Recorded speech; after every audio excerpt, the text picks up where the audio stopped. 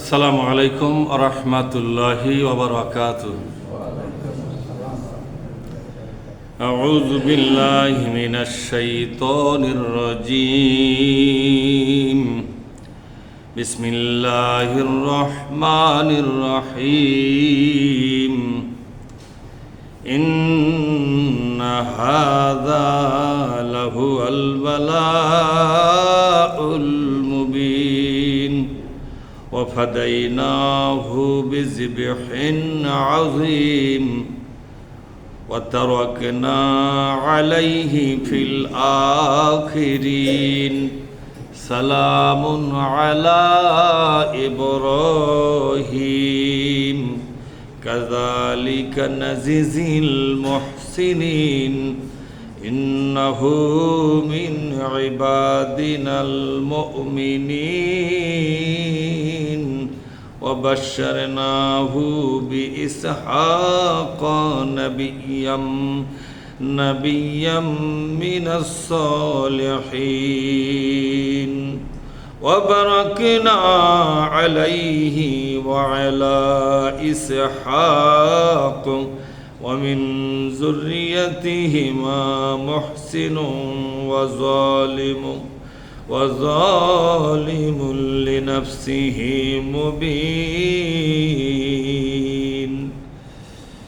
আমরা সকলে আল্লাহর দরবারে শুকরিয়া আদায় করি বলে আলহামদুলিল্লাহ।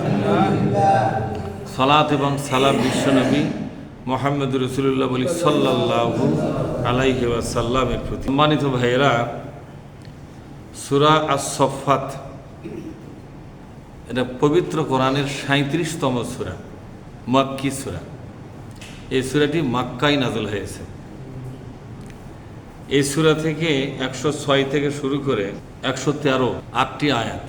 এই ৮টি আয়াত আমি আপনাদের সামনে পড়ে শোনালাম। আসুন এই ৮টি আয়াতের বাংলা তর্জমা সহ এই বিষয়ভিত্তিক আলোচনাটি আমরা বুঝে নেওয়ার চেষ্টা করব। আমার তৌফিকি ইল্লা বিল্লাহ। আল্লাহ পাক বলছেন, ইন্না হাযা লাহুল বালাউল মুবিন, নিশ্চয় এই ঘটনা বালাউল মুবিন, স্পষ্ট কঠিন এক অগ্নি পরীক্ষা। স্পষ্ট কঠিন এক অগ্নি পরীক্ষা। এই ঘটনা কোন ঘটনা? ইব্রাহিম আলাইহিস সালাম তার ছেলেকে জবাহ করার জন্য নিয়ে যাচ্ছেন। সুস্থ মস্তিষ্কে, স্বাভাবিক চিন্তা চেতনায় মহাবিশ্বের মালিককে সন্তুষ্ট করার জন্য তার দেওয়া একটা কঠিন নির্দেশ খুব সহজেই পালন করার জন্য তিনি স্বাচ্ছন্দ্যের সাথে তার নিজের ছেলেকে ধরে নিয়ে যাচ্ছেন। বাপ বেটা খোঁজ গল্প করতে করতে যাচ্ছে। বাবাও খুশি, ছেলেও খুশি। ছেলে খুশি হচ্ছে যে আল্লাহ পাক আমার জীবন চেয়েছেন, আল্লাহ পাক যা চেয়েছেন তা দিতে পারলেই জীবন ধন্য। কি বলেন? জীবনের যিনি মালিক তিনি আমার জীবনটা চেয়ে বসেছেন, আমি দিয়ে দেব। বাবা খুশি, আল্লাহ পাক আমার প্রিয়তম ছেলেটাকে কবুল করেছেন, তিনি তার কাছে রাখতে চান। আমার কাছে রাখার চাইতে তিনি তার কাছে রাখাটাই বেশি উত্তম মনে করেছেন। আমার ছেলে আমার কাছে লালন পালন হওয়ার চাইতে আল্লাহ নিজের কাছেই রাখতে চান। এর চাইতে সৌভাগ্য আর হতে পারে না। বাবা এবং বেটার দুইজনের চিন্তা কত মহৎ ছিল এবং কত মহান ছিল, ঠিক না? এরকম চিন্তা আমরা করতে পারি মনে করছেন? আমরা করতে পারি না। দুনিয়া পূজা আমাদের হলো মূল উদ্দেশ্য। এই দুনিয়া করে আল্লাহর অনেক দাবি আমরা পূরণ করতে ব্যর্থ হয়ে গেছি। কি বলেন আপনারা? আল্লাহ পাকের সব দাবি কি আমরা পূরণ করতেছি? আল্লাহ আমাদের সকল দাবি পূরণ করেছেন। আমাদের কোনো দাবি নাই যে দাবি তিনি পূরণ করেন নাই। আমাদের জন্য একটা এলাকা দিয়েছেন, মা দিয়েছেন, বাবা দিয়েছেন, একটা গ্রাম দিয়েছেন, আত্মীয় স্বজন দিয়েছেন, শরীরের সক্ষমতা দিয়েছেন, এই পৃথিবীর আলো বাতাস ভোগের একটা অবারিত সুযোগ করে দিয়েছেন। পৃথিবীর সকল খাদ্য সম্ভার, এর মধ্যে সর্বশ্রেষ্ঠ খাবারগুলো আমাদেরকে আল্লাহ তাআলা উপহার হিসেবে দিয়েছেন। পৃথিবীর কত সৃষ্টি জীব আছে না আমরা ছাড়া, তাদের খাদ্য তালিকাগুলো দেখেন কত নিকৃষ্ট মানের, ঠিক না? ওগুলো যদি আমরা খেতাম, আমরা মানুষ থাকতাম। মানুষ যেমন শ্রেষ্ঠ, আমাদের খাবারগুলোও দেখেন, খেয়াল করে, শ্রেষ্ঠ কি না? শ্রেষ্ঠ। একেবারে পরিষ্কার পরিচ্ছন্ন করে, খুবই সুন্দরভাবে রান্না বান্না করে, আর কাঁচা যেগুলো সেগুলো পরিষ্কার পরিচ্ছন্ন করে, কি সুন্দর পরিবেশন, কি সুন্দর একটা পরিবেশনের মাধ্যমে আমরা আমাদের গলৎকরণ করতেছি। দাঁতগুলো ব্রাশ করার কি সুন্দর সিস্টেম, ঠিক না?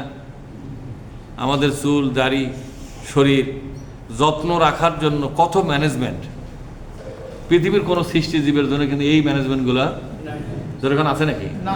নাই। মানুষ যেমন সৃষ্টির মধ্যে সবচেয়ে শ্রেষ্ঠ সৃষ্টি, তা বেঁচে থাকার উপকরণগুলো শ্রেষ্ঠ, তার জীবন চলার জন্য সকল আয়োজনটাই খুবই শ্রেষ্ঠ।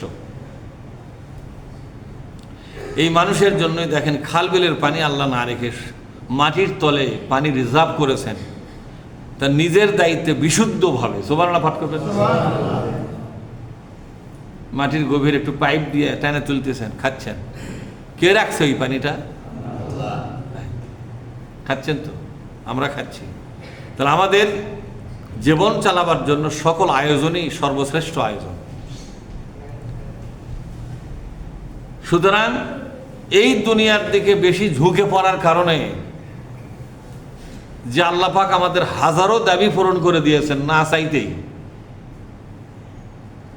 সে আল্লাহর অসংখ্য দাবি আমরা পূরণ করতে কি করেছি? ব্যর্থ হয়েছি। কিন্তু নবী রাসূলগণ আল্লাহ পাক যখন যা চেয়ে বসেছেন সেটা পূরণ করার জন্য উঠে পড়ে লেগেছেন, যে এটা আগেই করতে হবে, যেটা আল্লাহ চেয়ে বসেছেন। তাহলে বাবা হয়ে ছেলেকে নিজ হাতে জব করা, শান্ত মস্তিষ্কে সুন্দর পরিবেশে বাপ আর বেটা কি সুন্দর মধুময় আলাপ আলোচনা করে করেই তারা যাচ্ছে জবেহের জায়গায়, ঠিক না? আল্লাহ তাআলা বলছেন যে তোমাকে যে এই নির্দেশটা দিয়েছিলাম, দিয়ে আমি বললাম যে ইন্না হাযা লাহু আল বালাউল মুবিন, এটা ছিল তোমার জন্য, তোমার ছেলের জন্য একটা চরম ইমানি অগ্নি পরীক্ষা। বলেন, চরম ইমানি অগ্নি পরীক্ষা। এই পরীক্ষায় পাশ হওয়া কঠিন, কিন্তু তুমি পাশ করেছো। সুবহানাল্লাহ পাঠ করেছো। তুমিও পাশ করেছো, তোমার ছেলেটাও পাশ করেছে। ইব্রাহিম, আমি আল্লাহ যে কথা দেই, দেখেছো আমার কথাটা আমি রক্ষা করি। তোমাকে তো আমি বলেছিলাম, তুমি তো বলেছিলে আল্লাহ আমাকে সলেহে একটা ছেলে দাও, একটা সলেহে ছেলে দাও। রব্বি হাবলি মিনাস সলিহিন, বলেন রব্বি হাবলি মিনাস সলিহিন, আল্লাহ আমাকে সলেহে ছেলে দাও। সলে ছেলে কাকে বলা হয়? আজকে তোমার ছেলেকে দিয়ে তো তোমার সামনে প্রমাণ করে দিলাম, সলেহে ছেলে তাকেই বলা হয় যে আল্লাহর হুকুম পালন করতে না পারলে বরং অস্থির হয়।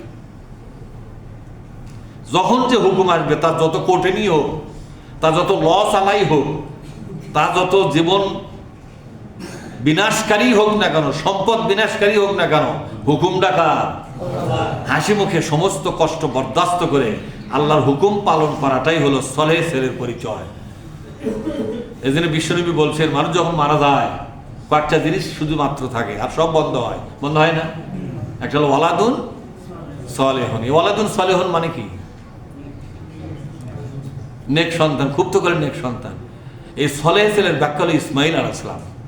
ইসমাইল নবীর যে আনুগত্য, তার যে দাসত্ব, আল্লাহর হুকুম যে জীবন দিয়ে মেনে নেওয়ার জন্য যে তার বাসনা এবং কামনা, এই মানসিকতার নামকে বলা হয় সলেহ ছেলে। এটার নাম সলেহ ছেলে না। আপনার ছেলে যে চরিত্র, হায় হায়, হ্যাঁ, মানে বাপের সামনে সিগারেট খাবে, সিঙ্গারা ভাব করতে চায়, কথা ঠিক না? আর কিছু বাপও আছে নোংরা বাপ। কি বাপ? এরকম বেটা করছে, যা তো সিগারেটটা ধরে নিয়ে আয়, জমিদার তো উঠবে না, বেটা করছে। বেটাও ঠিক মতোই যা দুই টান খাইয়ে রেখে দিচ্ছে, খা, দুইজনই খাওয়া হলো। দুটাই হলো বদ, দুটাই কি জোরে করে, দুটাই হলো বদ। এদের পরিবারে ইসলাম ঢোকা বড় কঠিন। কি বলেন আপনারা? এটা তো নোংরা লোক, কি করেন? আর ইসলাম কোন নোংরামির মধ্যে, ইসলাম পবিত্র না অপবিত্র? তো পবিত্র জিনিস নোংরামের মধ্যে যাবে? যে বাপ এইরকম নোংরা, এই নোংরা বাপের কলিজার মধ্যে ইসলাম ঢুকবে? আপনার কি মনে হয় ঢুকবে? এই জন্য ইসলামের জন্য পাত্র হওয়া লাগবে পবিত্র, মানে ইসলামটাকে যার মধ্যে রাখবেন সেই জিনিসটা পবিত্র হওয়া লাগবে কিনা? তা আপনি মানুষটাই তো নাপাক, মানুষটাই তো নোংরা, তা আপনার মধ্যে ইসলাম কেমন করে ঢুকবে? এই জন্য যতই শুক্রবারে ওয়াজ করি কিছু লোকের মধ্যে ঢোকেই না। ঢোকে না কেন? নোংরা। যেরকম কেন ঢোকে না? তাও যে ওয়াজ করি, আল্লাহ বলছে মানুষ নোংরা হোক অনোংরা হোক, তুমি তোমার চাকরি করো, তোমার চাকরির বেতন আমি দেবো। আমি বেতন পাবো কার কাছে? হয়তো কেমন হুজুর আমরা জুমার থেকে বেতন দেয় না। কোরআন শরীফে একটা আয়াতের ব্যাখ্যার বেতন সারা দুনিয়া দেওয়া হবে? তা আমি যে হাজার শত শত আয়াতের ব্যাখ্যা দিচ্ছি, তা আপনার এই কয়েক টাকা দেওয়া হবে? এটা হলো সময়ের পারিশ্রমিক, কিন্তু কোরআনের আয়াতের তরজমা এবং ব্যাখ্যার মূল্য এটার মূল্য কে দিতে পারে? আল্লাহ ছাড়া এর মূল্য দেওয়ার ক্ষমতা পৃথিবীর কারো।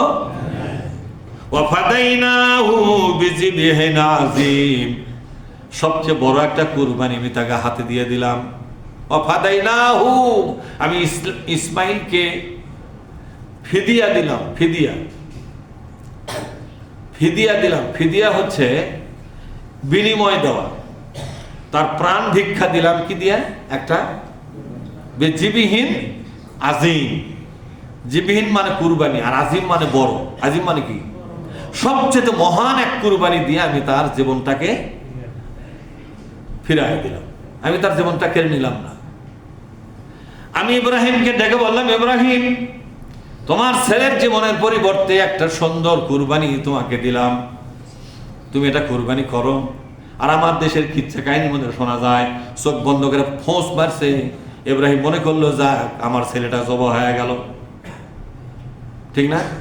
চোখ খুলে দেখি ছেলে দাঁড়িয়ে আছে, একটা দুম্বা জবাই হয়ে গেছে। ইব্রাহিম জানেই না, ইব্রাহিম কি জালিয়াতি কিচ্ছা। আর মানুষও শোনে বারে ভোগের লাল, ভোগের সার, মখা সার। হ্যাঁ, ইব্রাহিম জানেই না, মানে আল্লাহ পর্যন্ত ইব্রাহিমের সাথে চালাকি করতেছে। নাউজুবিল্লাহ, আল্লাহর ইজ্জত শেষ, নবীর ইজ্জত শেষ করা ওয়াজ করতেছে, চোখত পানি মুছতেছে। আর সুবহানাল্লাহ, সুবহানাল্লাহ ঠিক আছে, কিন্তু তুই আল্লাহর হারাটি গুঁড়ো করে দিল একবার। কতক্ষণ ঠিক কিনা? মিথ্যা কথা। অথচ ফেরেশতা এসে বললেন, ওগো আল্লাহর পয়গম্বর, এই যে আপনার ছেলের জীবনের পরিবর্তে আল্লাহ পাক একটা কুরবানি পাঠায় দিয়েছে, এটা আপনি জবাহ করেন, এটা আপনি জবাহ করেন। এটা আপনার ছেলের জীবনের পরিবর্তে আল্লাহ পাক আপনার ছেলেকে কবুল করে ফেলেছে। সুবহানাল্লাহ। আপনাদের ইমানের অগ্নি পরীক্ষা আপনারা পাস হয়ে গেছেন, ফার্স্ট ক্লাস ফার্স্ট। একটা বড় পাস। আল্লাহ তাআলা বলছেন, আমার ইব্রাহিমকে যতগুলো পরীক্ষা দিয়েছিলাম, আমার ইব্রাহিম সবগুলো পরীক্ষায় প্রথম শ্রেণীতে উত্তীর্ণ হয়েছে। তার ছেলেটাও উত্তীর্ণ হয়েছে, বাবাও উত্তীর্ণ। ওই দেখ আগুনে ফেলাবার সময় একটা পরীক্ষা ছিল না, এই পরীক্ষাও তিনি পাশ করেছেন। বুড়া বয়সে একটা ছেলে পাশে, সেখানে একটা অগ্নি পরীক্ষা, সেখানেও তিনি পাশ করলেন। প্রমাণ করে দিলেন আল্লাহ, পৃথিবী আমার কাছে তুচ্ছ, আমার ছেলে মেয়ে আমার কাছে তুচ্ছ, তোমার হুকুমের সামনে এগুলো কিছুই বড় নয়, তোমার হুকুমটা আমার কাছে সবচাইতে। এই যে আল্লাহু আকবার আযান শুনি না আমরা, আল্লাহু আকবার আল্লাহু আকবার, মানে কি আল্লাহই বড়। আল্লাহ তো বড়ই, কিন্তু এখানে এই কথার মানে কি? আমার কাছে দুনিয়ার সব হুকুমের চাইতে আল্লাহর হুকুমই বড়। এই কথাটাকে আপনার কার্যকর করতে হবে, তাহলে আল্লাহু আকবার এই কথাটা বাস্তবতা এবং সার্থকতা আসবে। ওয়াতারাকনা আলাইহি ফিল আখিরিন, আর পরবর্তী সকলের জন্য এটাকে সুন্নত হিসেবে আল্লাহ পাক রেখে দিলেন। দুনিয়ার সমস্ত মানুষগুলো এই কুরবানি দেখে দেখে কুরবানি করবে, এটাকে আল্লাহ রব্বুল আলামিন সুন্নত করে রেখে দিলেন। জোরে বলুন সুবহানাল্লাহ। কিয়ামত পর্যন্ত এই সুন্নতটা জারি থাকবে, এই সুন্নতটা জারি কিয়ামত পর্যন্ত। এখান থেকে নতুন একটা সিস্টেম চালু হয়ে গেল, কুরবানি সিস্টেম। বছরে একবার করে কুরবানি, এই ঈদটা চালু হয়ে গেল। সুবহানাল্লাহ। বলবেন হুজুর ইব্রাহিমের আগে কি কুরবানি ছিল না? ছিলই তো। বাবা আদম আলাইহিস সালামের পরে যে তার দুই ছেলে, সেখানে হাবিল আর কাবিলের মধ্যে একটা কুরবানি হয়েছে। হাবিল তো একটা দুম্বা কুরবানি দিয়েছিলেন, আর কাবিল খালি গম ভুট্টা এইগুলা খাওয়া যায় তুই আছে, এইগুলা একটা কুরবানির জিনিস। আর কথা বোঝেননি? আল্লাহ পাক হাবিলের কুরবানি কবুল করলেন, আর কাবিলের ওটি পরিয়া পৌঁছে চলে গেল, কিচ্ছু লাভ হল না। মনের নিয়ত যদি খারাপ থাকে, কুরবানিও হওয়া লাগবে সহি নিয়ত, আর কুরবানির জিনিসটাও হওয়া লাগবে কুরবানির মতো, নাকি? আপনি নিয়ত সহি লিয়ে গেছেন ব্রয়লারের মুরগি জব করবে, হবে? হ্যাঁ হবে। তাহলে হালাল একটা জন্তু, চার পাওয়া জন্তু হওয়া লাগবে। এখান থেকে কুরবানি শুরু হয়েছে। আল্লাহ তাআলা বলছেন, আমার ইব্রাহিমের এই ত্যাগ এবং কুরবানিকে কিয়ামত পর্যন্ত দুনিয়াবাসীর সামনে সমুন্নত রাখার জন্য আমি এটাকে মুসলিম বিশ্বের জন্য একটা ঈদ উৎসব হিসেবে আমি প্রতিষ্ঠিত করে দিলাম। সুবহানাল্লাহ। দুনিয়াবাসী এখন কুরবানি করবে, কুরবানির সময় ওই ইব্রাহিম আলাইহিস সালামের নাম, ইসমাঈল আলাইহিস সালামের নাম তারা স্মরণ করবে, যে কত বড় ত্যাগ এবং কুরবানি তারা দিয়েছিলেন। সুবহানাল্লাহ। সালামুন আলা ইব্রাহিম, আমার ইব্রাহিমের উপরে আমি সালাম দিলাম। সুবহানাল্লাহ বলেন। আমি আল্লাহ হইয়া আমার ইব্রাহিমকে আমি সালাম দিলাম। ইব্রাহিম তোমাকে সালাম। ফেরেশতারা ইব্রাহিমকে সালাম দেয়, এই দুনিয়াবাসী ইব্রাহিম আলাইহিস সালামকে সালাম দেয়। দেয় কিনা? জোরে খান। হয়তো বলুন কেমনে? প্রত্যেক নামাজের ভিতরে যখন আমরা দরুদ শরীফ পাঠ করি, সেখানে কি বলি? আল্লাহুম্মা সাল্লি আলা মুহাম্মাদ ওয়া আলা মুহাম্মাদ কামা সাল্লাইতা আলা ইব্রাহিম, দেখছেন? ওয়া আলা আলি ইন্নাকা হামিদ। আল্লাহুম্মা বারিক আলা মুহাম্মাদ ওয়া আলা আলি কামা বারাকতা আলা ইব্রাহিম। বলে না? বিশ্ব নবীর পাশাপাশি ইব্রাহিম আলাইহিস সালামকে প্রত্যেক নামাজের তাশাহুদের ভিতরে দরুদ এবং সালাম পাঠ করা হচ্ছে নিয়মিত। আল্লাহ তাআলা বলছেন, ইব্রাহিম এমন ভাবে তুমি আমাকে সন্তুষ্ট করে ফেলেছো, কিয়ামত পর্যন্ত দুনিয়ার তোমার যে জীবদ্দশায় যে উম্মত গুলো ছিল তারা ছাড়াও এই দুনিয়ার যত নবী রাসূল আসবেন তাদের উম্মতগণ তোমার উপরে তাদের ইবাদত বন্দেগীর ভেতরেই সালাম দিবে। আজও সালাম দিচ্ছি আমরা। এই যে সুন্নত বললেন না, সালাম দেননি? কামা বারাকতা আলা ইব্রাহিম বলেন নাই? আর কি বলেছেন? ওয়া আলা আলি ইব্রাহিম। ইব্রাহিমের বংশের ভিতরে যারা ইসলামের উপরে টিকে ছিল তাদেরকেও সালাম। শুধু ইব্রাহিম কেন, ওয়া আলা আলি ইব্রাহিম। আল মানে হলো বংশধর, আল মানে সেই বংশধর যারা জুলুম করে নাই, যারা অন্যায় অবিচার করে মানুষের অভিশাপ নেয় নাই, বরং আল্লাহওয়ালা হয়ে দুনিয়া থেকে বিদায় হয়ে গেছে। আমি সেই বংশের লোকদেরকেও সালাম দিলাম। মানে ইব্রাহিম ছাড়াও তার বংশের সব লোক তো আমরা চিনি না, যখন চিনি কত বড় বংশ ছিল জানেন আপনারা? হ্যাঁ, সুতরাং তার বংশের লাখো কোটি মানুষ, এর মধ্যে যারা আল্লাহওয়ালা হয়েছিল আমি তাদেরকেও সালাম দিলাম। আজও সেই কবরগুলো মিশে গেছে তার বংশের লোকদের। ইব্রাহিম আলাইহিস সালামের কবরটা আছে, কিন্তু তার বংশের সব লোকের কবর পৃথিবীবাসী দেখাতে পারবে? মিশে গেছে মাটির সাথে, কিন্তু সালামের কাজটা আজও সুবহানাল্লাহ পাঠ করো। আজও তাদের জন্য সালাম এবং দরুদ দোয়া এখনো যাচ্ছে, আমরাই দিচ্ছি, আমাদের পরবর্তীরাও দিবে। নামাজ থাকবে যতদিন এ সালাম যাবে। নামাজ ছাড়া তো এই তাশাহুদ কেউ পড়ে না, পড়ে ধরে কখন পড়ে না। সম্মানিত ভাইয়েরা, আসুন না, আল্লাহ তাআলা আমাদেরকে এই কথাগুলোকে বুঝবার তৌফিক দিন। জোরে বলুন না আল্লাহুম্মা আমিন। আসসালামু আলাইকুম ওয়া রাহমাতুল্লাহ।